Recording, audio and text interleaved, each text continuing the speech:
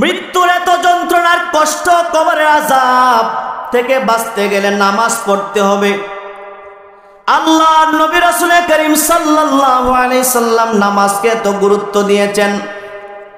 আল্লাহর নবী সারা রাত্র দাঁড়াইয়া দাঁড়ায় নামাজ পড়তেন।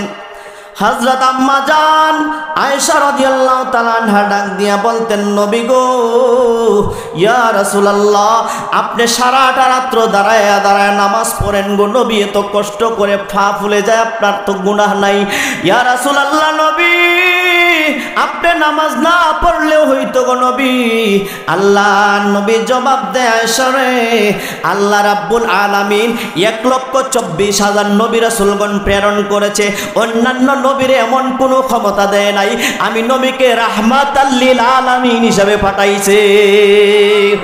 ও আয়েশা, এই জন্য শুকরিয়া আদায় করার জন্য রে আয়েশা আমি দাঁড়ায় দাঁড়ায় নামাজ পড়ি, আর আবার নামাজটা উম্মতের জন্য একটা শিক্ষা।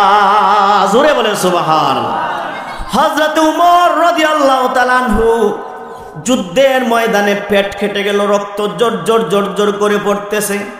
হযরত উমর রাদিয়াল্লাহু তাআলা আনহু রুমাল দিয়ে পেটটারে এইভাবে বাঁধলেন, কিন্তু এক ওয়াক্ত নামাজ কজা করে নাই। সুবহানাল্লাহ বলেন।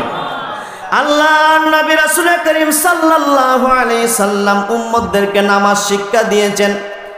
এই জন্য প্রিয় ভাইরা আমার, নামাজ পড়তে হবে। সাহাবায়ে কেরাম যেইভাবে নামাজকে প্রাধান্য দিয়েছেন, আল্লাহর নবীর সাহাবায়ে কেরাম এক ওয়াক্ত নামাজ পর্যন্ত তারা কখনো কজা করতেন না।